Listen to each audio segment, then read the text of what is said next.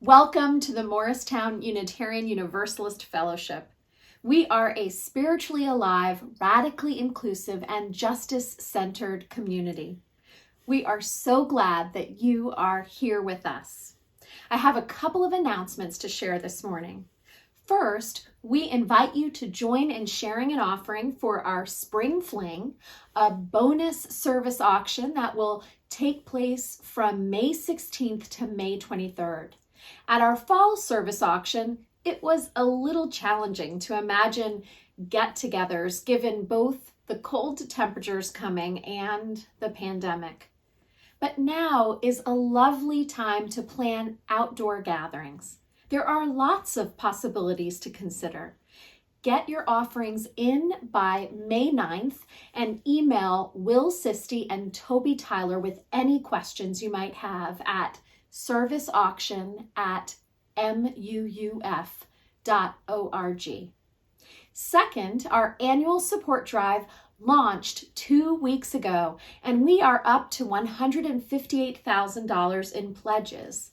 Our stretch target is $505,000, which will help us reach a fully funded budget to support our ministries of worship and music, religious education for children, youth, and adults, community building, caring, and fun, communications and welcoming, facilities and grounds, justice building, and interfaith organizing.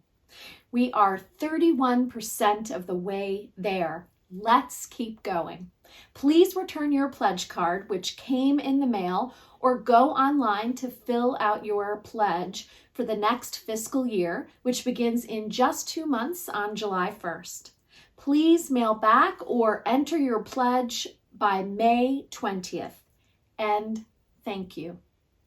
Our offering this week will be split 50-50 between our fellowship and Nourish, New Jersey, formerly the Community Soup Kitchen. Help us to be here for each other and here for our neighbors in the wider community. Let us open our service by affirming, it is good to be. It is good to be here. It is so good to be here together. And now I invite Brooke and Candice Donaldson to bring the light from their home to our virtual sanctuary. Brooke is one of our youth advisors, and Candice is chair of the 2021-2022 annual support drive going on now. Welcome, Brooke and Candice.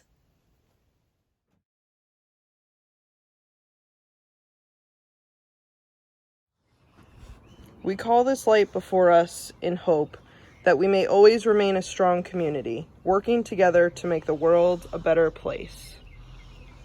When we are grieving or sad, when we are challenged, when we need help, this flame guides us out of the darkness. When we are cheerful, when we celebrate, when we accomplish a great task, when we return to a place that makes us happy, this chalice reminds us to share our happiness with others. When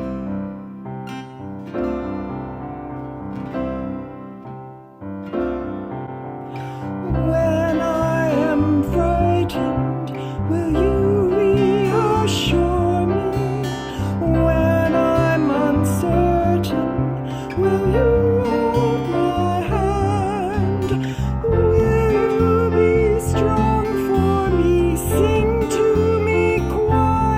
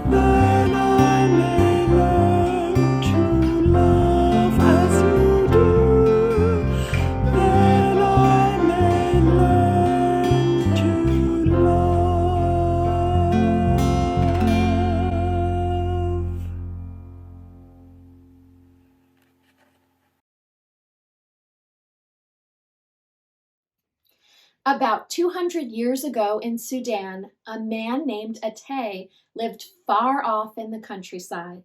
He lived there with his wife, his 7 sons and their wives, his 9 daughters and their husbands, plus 63 of his grandchildren and great-grandchildren, some of whom were married. The family on its own was an entire village. Life was good for Atay and all his offspring. They were able to grow or hunt the food they needed. Water in the river was plentiful, and there were trees and wood enough to build and heat their homes. Now and then they traveled the long road into the city to trade some of their goods for treats, like sugar or ready-made cloth. But mostly they stayed home and enjoyed life there. The village was situated next to the river and far from the caravan road. It was very rare for visitors to come by. But one day, not far from the village, a caravan of 12 merchants lost their way. Many days passed as the men wandered about. The forest was dense, and they couldn't tell which way to go. Sometimes they circled back to where they'd been before. They were growing increasingly worried. Finally, very early one morning, the merchants awoke to the sound of roosters crowing. It was at some distance, but it was like music to their ears. They saddled up their camels and loaded their belongings as quickly as they could. By the time they mounted, they could hear the faint sound of dogs barking. It was like more music. They moved towards the sounds. By sunrise, they could see faint lines of smoke rising into the sky. It could only be a village. They urged their camels on. When at last they arrived in the village, they were met by several young men. The men were smiling and welcomed them warmly. They guided the merchants into a yard where they tied the camels and offered them grass, grain, and water. The merchants were invited into another yard and welcomed by an elderly man, none other than Atay. He joined 12 young men in offering karama to each of the merchants. In Sudan, karama is the traditional offering given as thanks to Allah for a wedding celebration, the birth of a child, or the return of a loved one who has been gone a long time. It is also the traditional offering to a guest. In the old days, as in the story, karama was a sheep that was slaughtered to feed the guest or for Allah to feed the poor. Today it is still often a sheep, but it might also be some other kind of food like cooked millet or sorghum. Atay and his family offered karama to each and every one of the 12 merchants in the form of 12 sheep. According to tradition, the merchants each jumped over their karama sheep. After that, the feasting and celebrations began. The villagers and their guests shared food and stories and song, praising and glorifying Allah and the Prophet, peace be upon him. The villagers made the merchants feel at home and welcomed them to stay for several days until they and their camels were well rested. When at last the merchants were ready to resume their journey, they offered Atay gifts. He refused. The name Atay means giver, and it was his honor and privilege to be able to host the merchants. He invited them to return again and bring other guests with them. The merchants were appreciative of the fine treatment they had received from Atay and his family. As they continued their travels, they spoke highly of the experience. They remembered the standing invitation, and within the year they returned with more men. Their reception was as warm and as generous as it had been the first time. After that, stories of Atay and his family spread like fire in dry grass. anyone traveling along the caravan road turned off to visit. Year after year, more and more people came. Finally, the stream of visitors was so frequent that the route to Atay's village became more visible and distinct than the main caravan road. The former route all but disappeared. The village of Atay came to be the most important station along the caravan route. All who stopped by were served with the same generosity as the first visiting merchants. All the food and any supplies they needed, a room to sleep and care for their camels were provided at no cost. Atay came to be called Awak Adarib, the one who bent the road.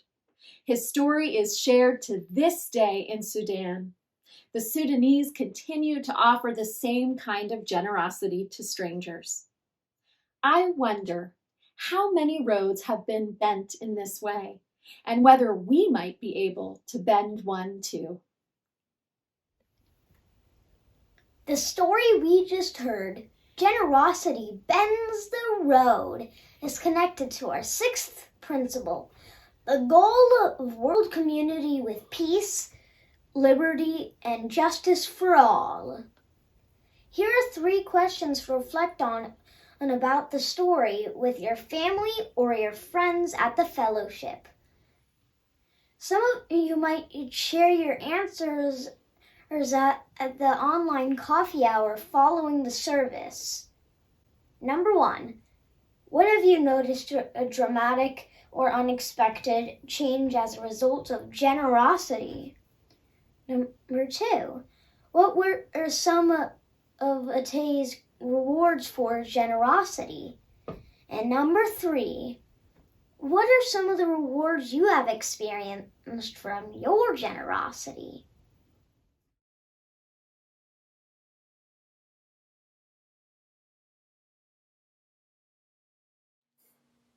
Hi, I'm Anna. I wonder today, where is your spiritual home? I pledge to the Morristown Unitarian Universalist Fellowship because this is my spiritual home. This pulls me out of the day-to-day, out of the pile of dirty dishes from lunch, the Excel model I'm wrestling with for work. It helps connect me to why we're really here on this spinning ball in the middle of space, as some people put it. And it's a place where I go to help make sense of the world around me. So I pledge to the Morristown Unitarian Fellowship because it takes money to build and expand on this spiritual home. Between you and me, it takes money to help buy Reverend Alison's time and energy and her leadership. The time and space for her to think and read and act and speak deeply with each and all of us. Every conversation with her gives me something else on my list of things I might consider as I'm trying to lead a more just life. It takes money, and that's why I pledge to help buy Strands' time, energy, and leadership. Whether it's these amazingly beautiful piano improvs he can just whip up on the spot, or the rousing music that gets everyone in the sanctuary singing together. That's why I get pledged to Muff. It also takes money to help buy the time and the materials that go into, quite literally, our big brick mansion home, as well as this digital world of our digital homes that we're here together in now. So, my question to you, how does this spiritual home, the Morristown Unitarian Universalist Fellowship, help you to rest and recover and reform, help you the way it helps me to start building this world that we'd like to live in together? I hope you'll join me this year in giving of your time and your talent and here your treasure as part of this pledge drive to support our spiritual home.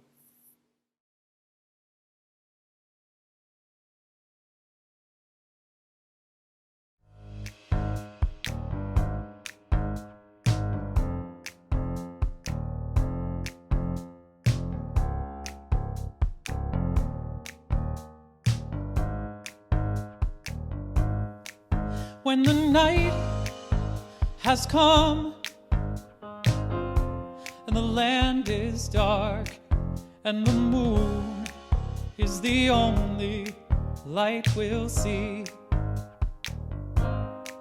No, I won't be afraid. Oh, I won't be afraid. Just as long as you stand by me. So darling, darling, stand by me. Whoa, stand by me. Oh, stand by me. Stand by me.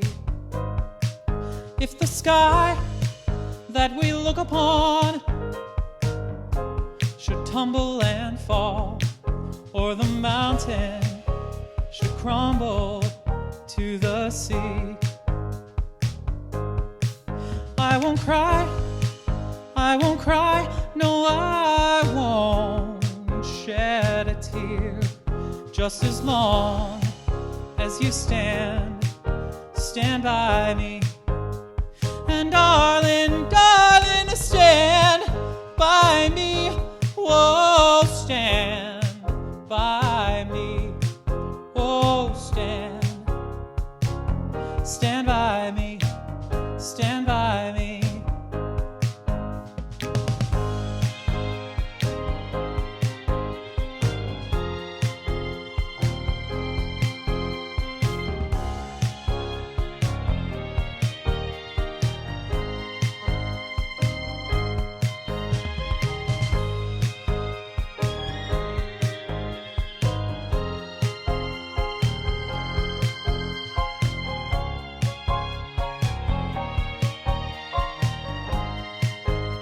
So darling, darling, stand by me. Whoa, stand by me. Whoa, stand by me. Stand by me. Whenever you're in trouble, won't you stand by me? Whoa, stand by me. Oh, stand by me. Stand by me whenever you're in trouble.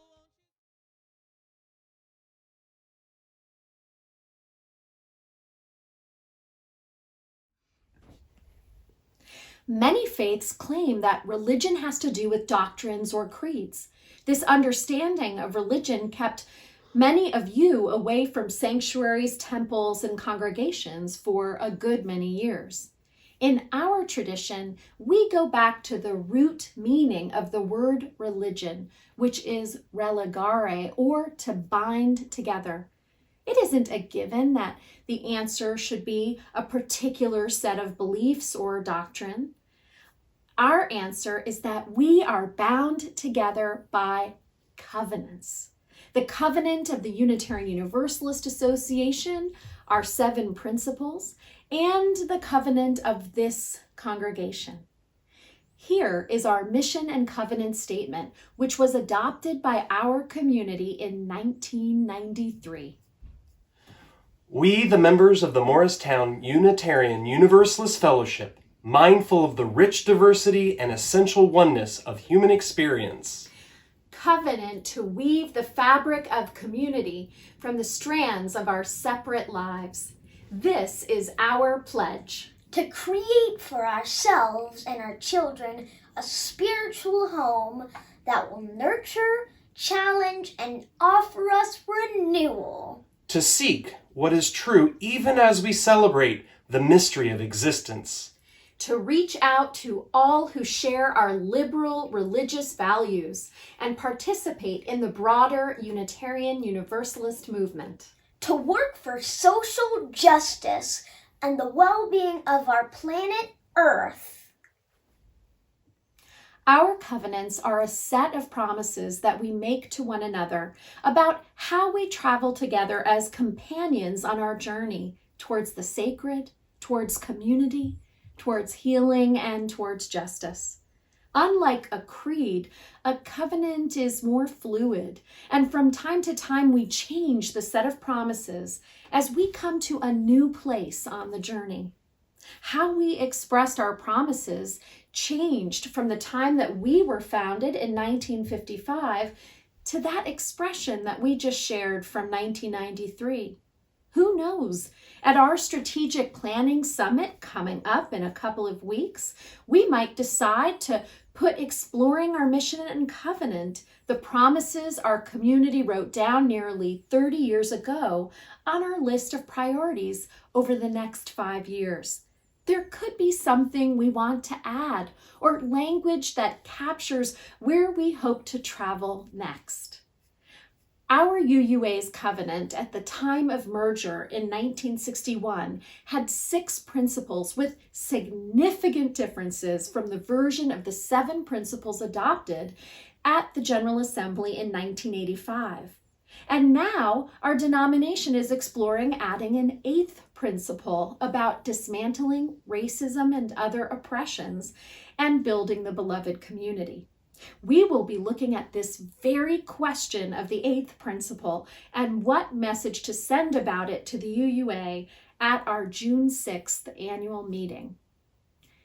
We are a people who make a set of living promises that privilege how a community helps us to live out our faith in the world.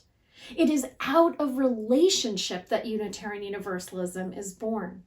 That is not to say that there aren't people who claim to practice our religion on their own. However, I would say that coming together in community online or in person is so central to the practice of our faith, it is hard to imagine being a UU on your own. It is through sharing our light and wisdom with others and gleaning light and wisdom from what they share with us that our faith comes to life. Your and my spiritual growth might stagnate without the renewal and refreshment of a community with a diversity of experiences, religious and cultural backgrounds, and the like. And how do you make any of the covenants that we hold dear real without partners? They cannot be fulfilled by any of us alone. We come together through things like worship, lifespan learning, caring for each other, and the rest of humanity and our earth. We come together and share our questions, our hopes, our dreams, and learn how to listen and learn from differences, and yet move forward and act as one community. It isn't always easy, and it definitely takes practice.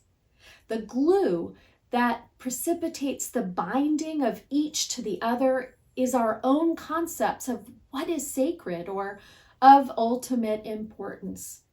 I promise to the best of my ability to uphold our covenant both to you and the glue to my understanding of God, the creative healing power of love that is able to break through the suffering and brokenness in our lives and in the world. You may identify as an atheist, and perhaps you make the promise to all of us, and also in the name of your belief that human beings can live from a place of integrity and joy and must learn to be healers and peacemakers. That could be glue for me as well.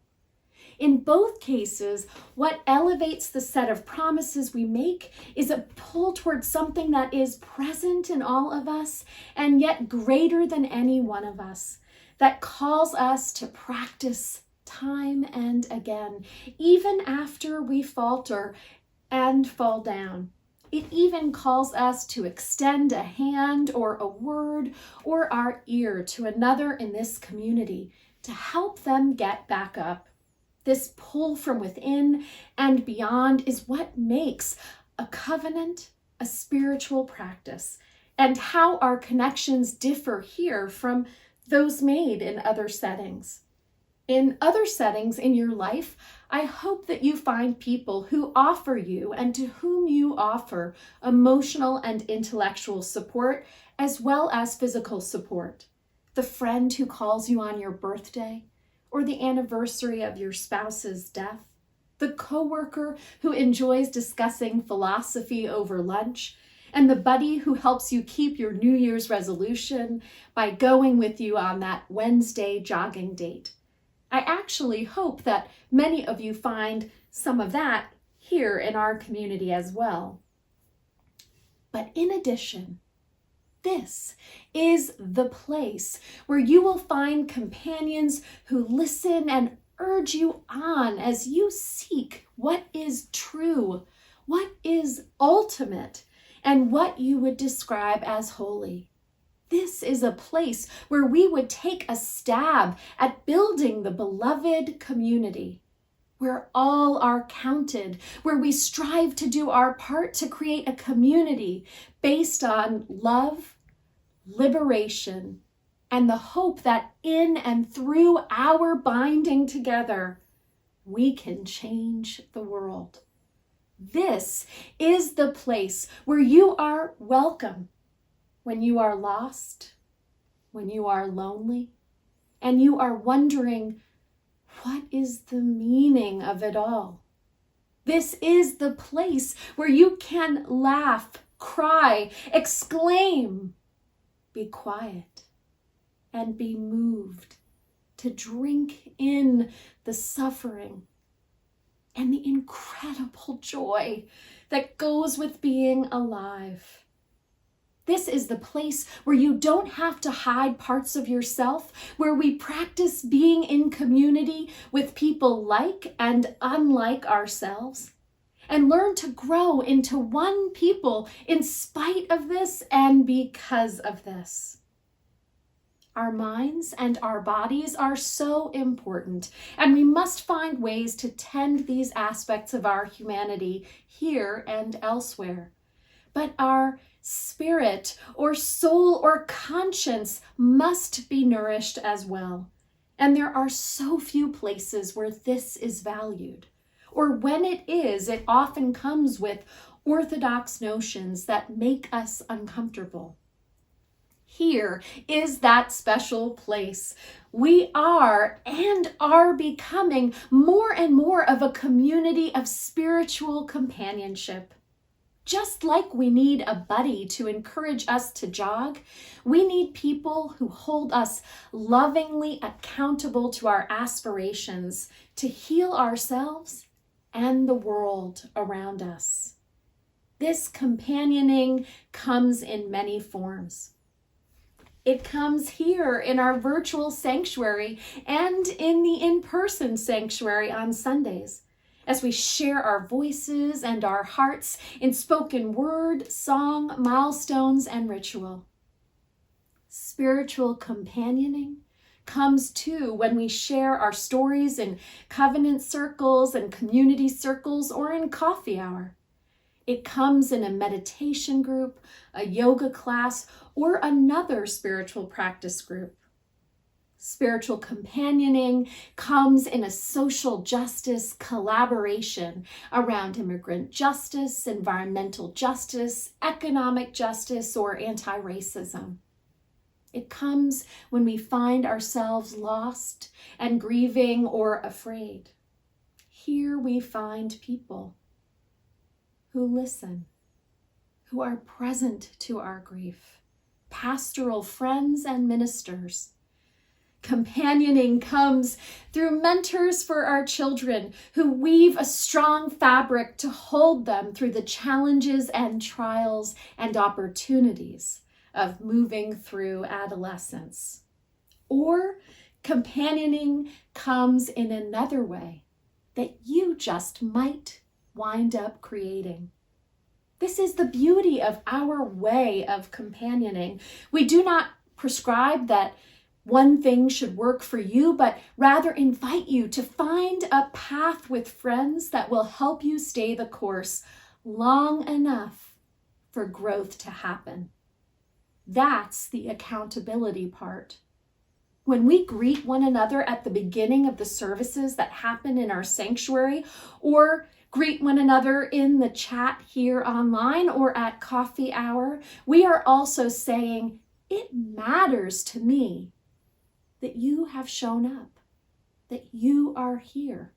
It matters to me that we sit side by side in seats or in Zoom boxes, as we make space to reflect on what matters most and then to go forth and act on it. We're also here for each other when we fail to act, when we miss the mark, when we make mistakes. You might feel that way if someone mentions a concern that you may be breaking one of the promises in our shared covenant. We are invited to bring our whole selves to this place, yet at the same time, there are boundaries. In order for this spiritual community built upon difference to thrive, we are invited to bring our better selves, the self we want to become, the one that is on a journey towards wholeness of mind, body, and spirit. Spiritual companions remind us that the world as we know it may change for the worse or the better. But who we are and how we meet the challenges and joys before us can always move in a direction of more love, more groundedness, more justice. They are the teachers that remind us that change within can be far more eternal than change without. And that just because people out there don't abide by the lofty principles we set forth for ourselves, it doesn't mean that they can't be reached, they can't be moved towards.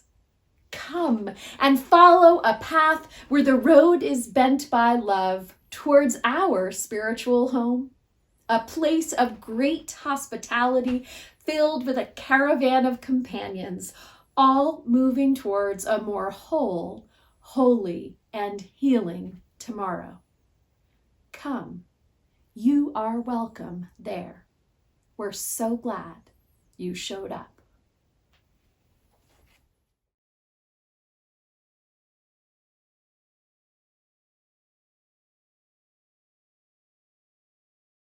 Come and go with me to that land.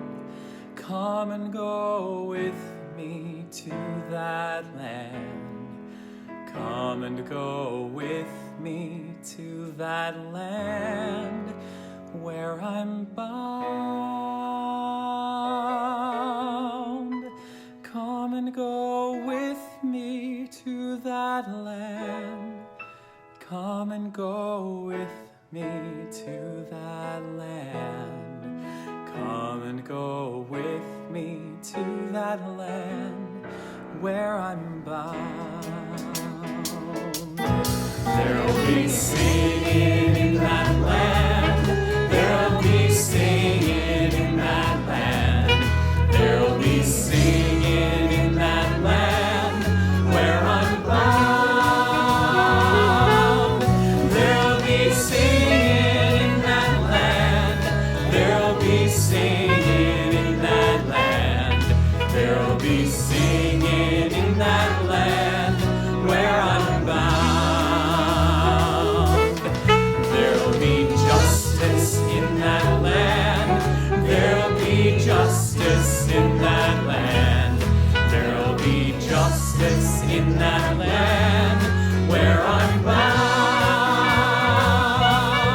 There'll be justice in that land. There'll be justice in that land. There'll be justice in that land where I'm bound.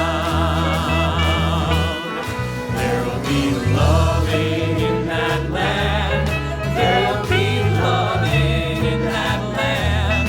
There'll be loving in that land where I'm bound, where I'm bound. There'll be loving in that land. There'll be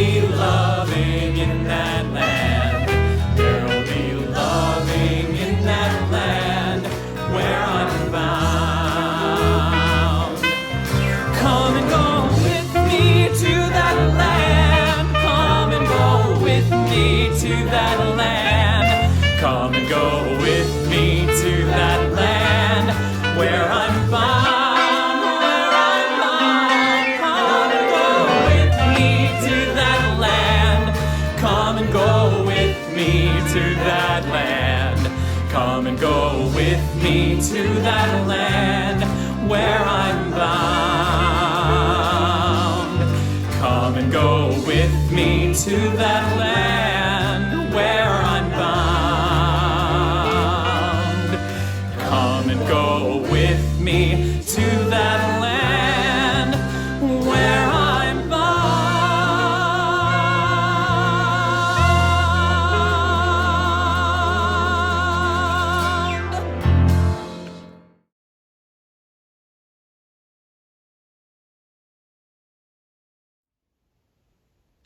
And now in our going, may the light of love bless us and keep us. May it shine down upon us. May it radiate out from within us. May it be gracious unto us. And may it make of us all justice builders, peacemakers, and community weavers. For this is the day that you and I are given. So let us rejoice and make gladness in it.